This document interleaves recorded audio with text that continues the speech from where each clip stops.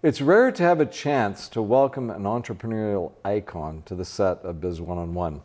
Peter Thomas, among his storied career, has authored 4 books and is the person who brought Century 21 real estate brand into Canada. He became recognized around the world for his commitment to value-based living. Peter's here today to talk about LifePilot with Jennifer Carroll, to whom he is handing the torch of leadership of this 40-year-old organization.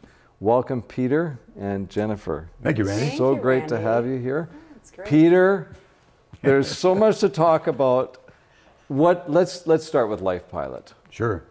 What is it?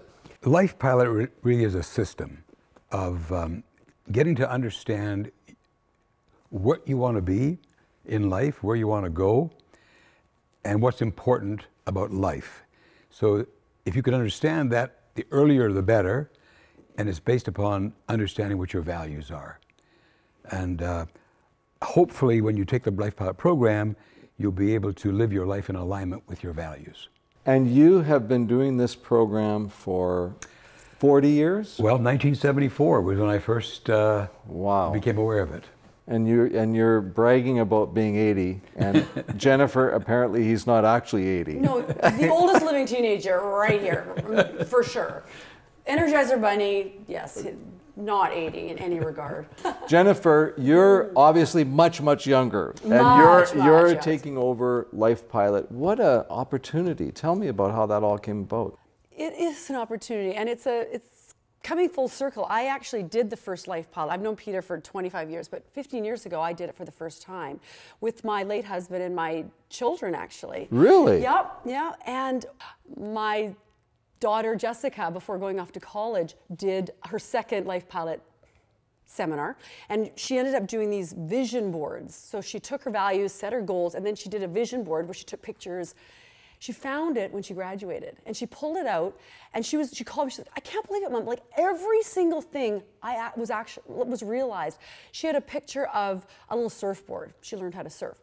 She had a picture of the exact car she bought. She's like, I didn't even think about it when I bought it. It was the exact car. And then my son, Austin, at the same time, he was like 12. Simple man, had his big poster, but he had one picture on it. It was Jerome McGinley. And under it says, I want to play for the Calgary Flames.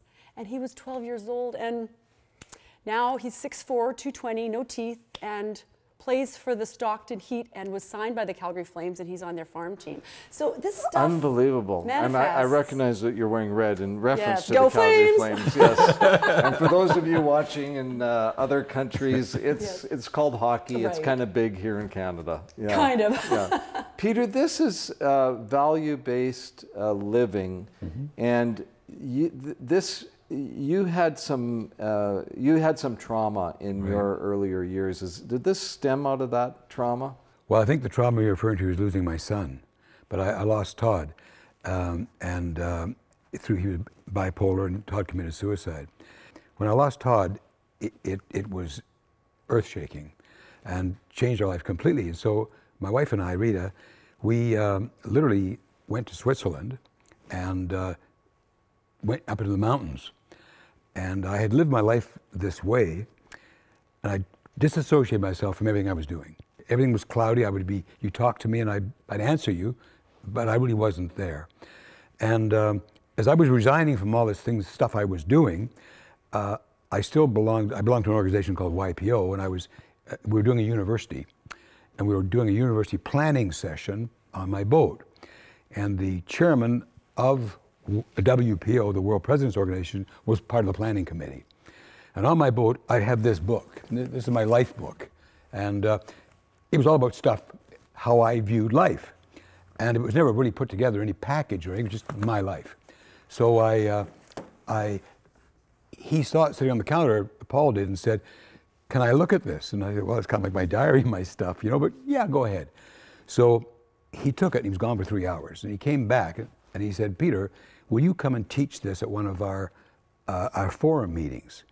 And I said, well, Paul, I don't teach this. It's just my stuff, But there's something about it, and because I just was trying to get away from everything, that I said, yes, I would. After that workshop, Paul said, Peter, and I realize now he was helping me heal.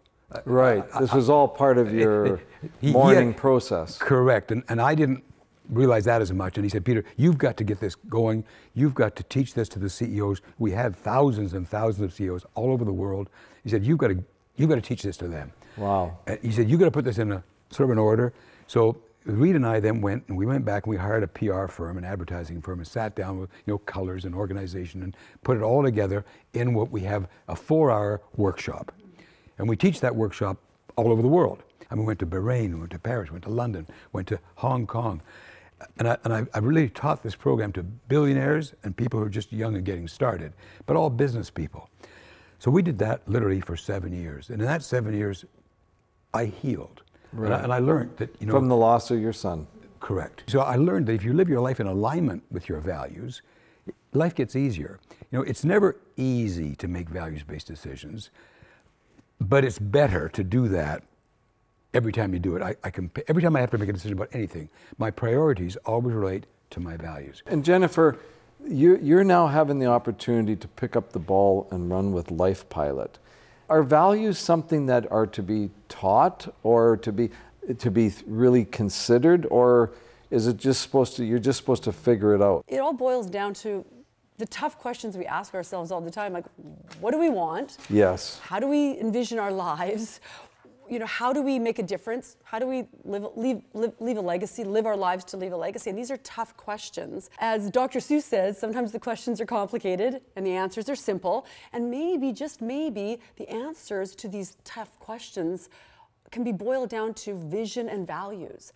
I lost my husband 5 years ago, and when that last year of his life, I realized more than ever the significance of LifePilot and how living a value-based life is imperative. When I first did the first summer, that I really value my voice and sharing stories and trying to impact lives. And I just feel so excited that 15 years later, I'm now really diving in head first into something that I believe in, and I really feel that I needed those 15 years to live it. I've lived it.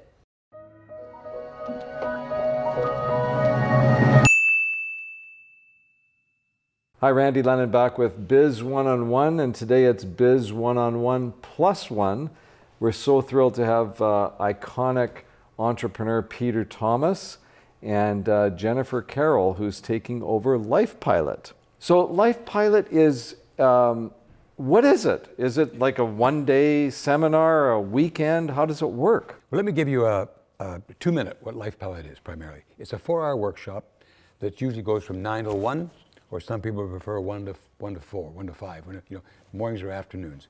It's very wrapped. It's got 4 segments to it.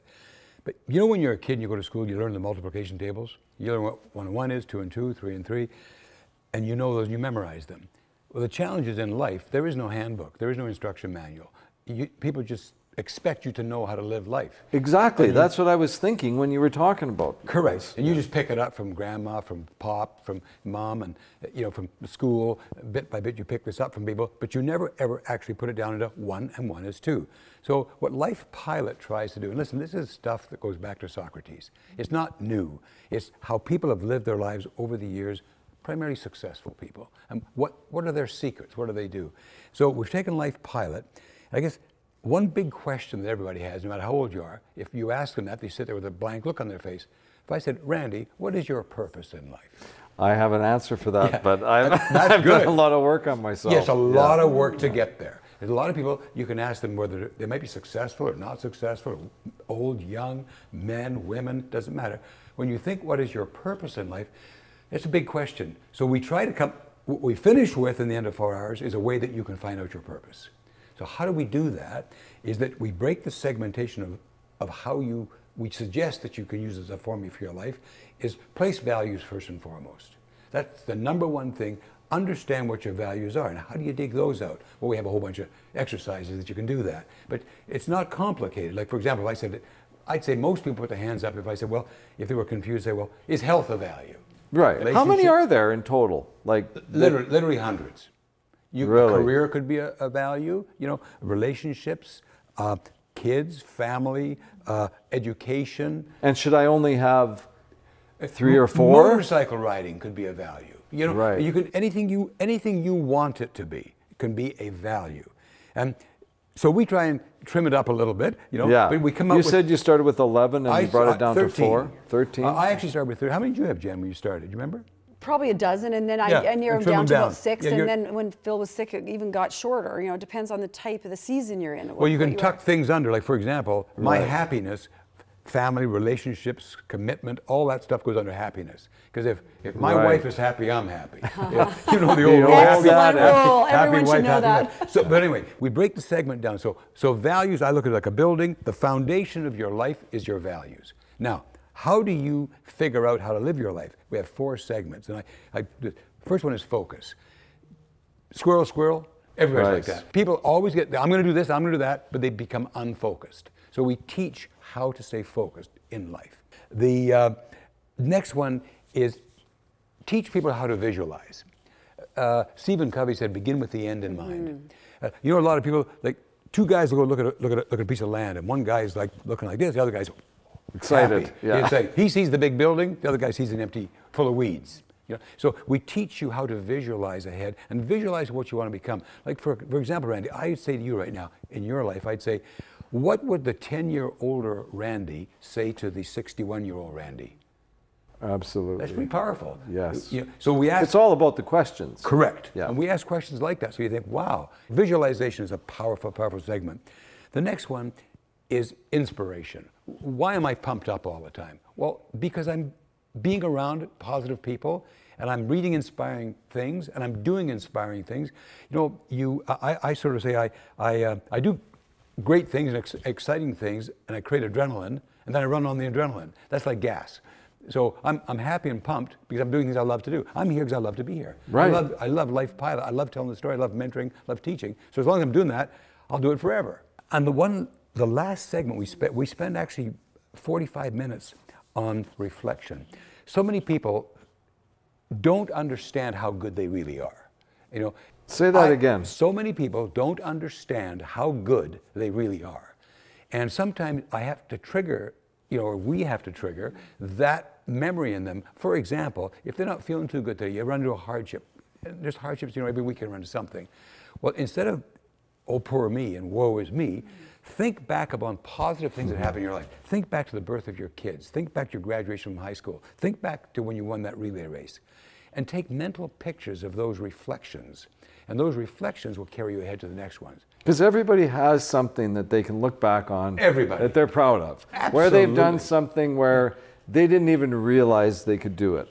Jennifer, you are taking over because this poor old guy has no energy or enthusiasm anymore. He's just like, go retire. And I'm going to ask him in a minute when he's 90. What is his 90-year-old going to say to his 80-year-old? That blows my mind. It's so interesting because you've been amazingly successful in business, Peter, and now you would never, if you were coaching someone who's starting a business, you would never let them start the business without a business plan. Correct. What's the plan? Correct. And yet we just end up living our lives and being buffeted along. Correct. I always look at life as like a deck of cards. So we're each a deck of cards. There we are. Some of them got lucky, got an ace, 10s, queens, 10s, jacks. But you know, success, if you look at successful people many times, they don't have a whole bunch of aces. They don't have anything special. What the key to success is learning how to play your hand. Exactly. Learning how to play the cards you're dealt with. It's just that formula where you just go to your values and you look at them. Easy, every day. Said, no, I want what this guy has, and he's doing this, but no, these are the things I value. So in fact, I'm not going to choose to do that. So that's where the formula comes to play. It's, you know, life coming at us, people telling us what to do, opportunities, and we have to choose and prioritize our life based just on this simple formula, which is 1 + 1 is 2. Here are my 5 values. Health, freedom, happiness, integrity. And Health, if it freedom, doesn't fall happiness, under integrity. them, it's... Do I want to make an investment I'm looking at today? Will it affect my health? No. No. My freedom? Maybe. Yes. Mm-hmm. So perhaps negatively. So take a look at that. So you make sure, does it fit with my values? Does it fit? If it fits, away you go. And then your life becomes on purpose. Well, you've created a lot of value for me today and for everyone watching. Really appreciate having you on. Jennifer, great luck and success with LifePilot. Peter, so nice to see you again. Peter Thomas. and Jennifer Carroll. It's called LifePilot.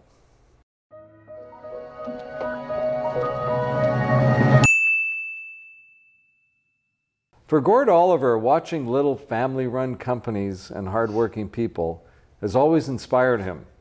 And now running 5 Point operations allows him to empower literally hundreds of those companies to achieve success. Gord, welcome to Biz One-on-One. Hey, thanks. It's great to be here. So what about that, watching little companies and giving them a chance to be more successful? That's what your company's all about. There are a lot of big companies that take advantage of the smaller guy, the mom and pop shop. And we saw that. We saw that from the experiences that we've had. And 5 Point is a combination of 5 founders. And we wanted to provide an opportunity to be fair. Now, you're one of the fastest growing companies in Canada, according to Profit Magazine. Yeah, we've been quite fortunate, yeah. So, in a way, little company based in Kelowna, British Columbia, Canada. 5 guys come together. What are you doing? What is the business? Yeah, good question. We focus on exterior property maintenance and management. So a lot of our clients, like BJIS, they're a massive property management company, the biggest in Canada. They look to companies like ours to provide specialized services, and we've kind of carved out our niche market of what we want to offer, what we want to be the best at.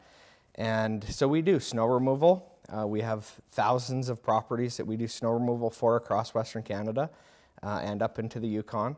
And then again, the idea is to use those smaller companies, the mom and pop companies, to provide that service. You're kind of like the in-between, the broker in a sense, between large organizations that need snow removal on their parking lot, yeah, and the guy that's actually out there in the truck removing the snow. We have our own operations too. So we have almost 200 employees. We do the work ourselves in Kelowna, Edmonton, and Calgary. So we know what we're talking about when we go out and do these services. 5 guys come together to form this company. Tell me about the other 4 guys and how that all fits together. So one of my partners who I've been partner with, I'm 35 and my dad is one of our partners. He and I have always really loved the way that we each complement each other. He's a former vice president of Bank Montreal. He's got that corporate he understands what it takes to work with massive companies, so that is his background. He also retired very young from the bank and started his own wealth management company. We brought him out of retirement to help us when we started growing the way that we did, to really get hands-on with 5.2. So that's one of the partners, Gordon H. Oliver. That's funny because you got the same name. He's Gord Oliver Sr., you're Junior. It's a family business, and most people would think, oh yeah, well, he's taken over his dad's company. And it's the other way around. Yeah, no, it is. It's really great. And it's an interesting dynamic because a lot of people who, take over family businesses, there's that, this is my dad's company and I'm just working my way in. Well, we're really equally yoked in the partnership of, I know that there's lots of stuff that I have no idea how to do well, that he does incredibly well. And he looks at me maybe a little bit differently because we kind of started this and he had to get involved a little later on in it. The other partners too, we have Jason Ritchie and Terry Jackson. Both those are 40-year-old guys, both very experienced in the field. Terry ran his own concrete company for years. Jason ran his own landscaping company for years. And then the younger one of us who just turned 30 is Kevin Bosch, and he's been running successful small companies, dealing with small contractors, those types of things. So it really is a perfect combination of 5 people when we match it to the business model that we created. You're 17th on the list of fast-growing companies? 12th. 12th, sorry, Yeah. 12th on the list. Give me those Check 5 that. Give me those 5 spots. They're 12. You're 12th on the list of 5 fastest growing companies in Canada. So Gord, what is the toughest part about being in business? Is it starting the business? Starting a business, having a vision or an idea or a dream, a lot of us have dreams. I can't say that I dreamt of being a snow removal tycoon, right? Like that wasn't necessarily the dream that I had, but I had the dream to be in business with great people and looking after people who need maybe that little bit of guidance to carry on and to continue on in business. Starting the business isn't the hard part. It's when you're up 5 nights in a row from 9 o'clock until 2 in the morning doing the back-end business activities that it requires to be successful, that's what people get a little tired of. Running a business is definitely not 9 to 5. It's 24/7, 365. Your heart has to be in it too, and that's where the vision of what you want out of your life, if you match that to a work ethic that you can produce, that's where you can really start to have fun while working. So you're a snow removal tycoon, and for those of people that are watching in maybe Arizona, they're wondering, what the heck is snow removal? Yeah, I'm not expanding to Arizona, Randy. So how do you start a company like that and get it growing so fast? So when I was 19, I went to the Philippines, and I lived there for 2 years. And a lot of the mentality that I share in my business experience right now comes from that experience. I saw people over there who literally had nothing. I didn't just live in Metro Manila. I went up north where people lived in bamboo houses.